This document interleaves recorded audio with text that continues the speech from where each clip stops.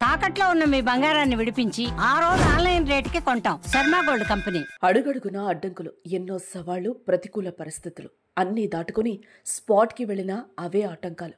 SLBC టన్నెల్లో చిక్కుకున్న 8 మంది మృతదేహాలు ఇంకా బయటకు రాలేదు. రెస్క్యూ బృందాలు విశ్వ ప్రయత్నం చేస్తూనే లోపలి పరిస్థితులు మాత్రం దారుణంగా ఉన్నాయి. అతి కష్టంతో అత్యాధునిక పరికరాలతో శుక్రవారం కార్మికులు చిక్కుకున్న ప్రాంతాలను గుర్తించారు. దీంతో శనివారం వారి బాడీలను బయటకు తీస్తారని అంతా అనుకున్నా సాధ్యం కాలేదు.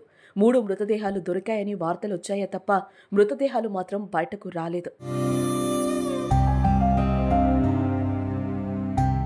టీబీఎం మిషన్ ముందు 4 మృతదేహాలు బురదలో 3 ఫీట్ల లోతులో ఉన్నాయి. మిగిలిన 4 మృతదేహాలు యంత్రం కింద ఉన్నట్లు తేలింది. మిషన్ ముందున్న 4 మృతదేహాలను యంత్రాలతో కాకుండా మనుషులతో వెలికితీసే ప్రయత్నాలు చేస్తున్నారు. సిమెంట్, నీరు కలిసి 3 మీటర్ల మందంతో కాంక్రీట్గా మారిన ప్రాంతాన్ని డ్రిల్లింగ్ చేసే వైబ్రేషన్తో ఎక్కడ పైకప్పు కదులుతోందననే భయంతో మనుషులే తవ్వకాలు చేస్తున్నారు. ప్రస్తుతం చివరి దశకు ఈ తవ్వకాలు చేరుకున్నాయి. అయితే ఏ క్షణమైనా 4 మృతదేహాలను వెలికితీసే అవకాశం కనిపిస్తోంది. ప్రస్తుతం టన్నెల్ వద్ద 9 రోజులుగా రెస్క్యూ కొనసాగుతోంది. కార్మికులను బయటకు తీసుకొచ్చేందుకు రెస్క్యూ బృందాలు అవిశ్రామంగా శ్రమిస్తూనే ఉన్నాయి. తాజాగా రెస్క్యూ బృందాలను కూడా పెంచారు. 18 సంస్థలకు చెందిన 54 మంది అధికారులు, 703 మంది నిపుణులైన సిబ్బంది సహాయక చర్యల్లో పాల్గొంటున్నారు.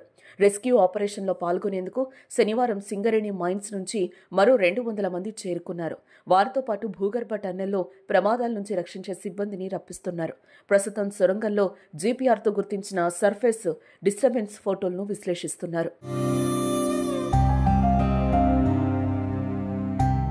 టన్నెల్ లోపల 5 మీటర్ల వరకు పేరుకుపోయిన మట్టి, రాళ్లు, ఊట నీళ్లతో బురదగా మారి అడుగు తీసి అడుగు వేయడానికి కూడా వీలు కావడం లేదని చెప్తున్నారు.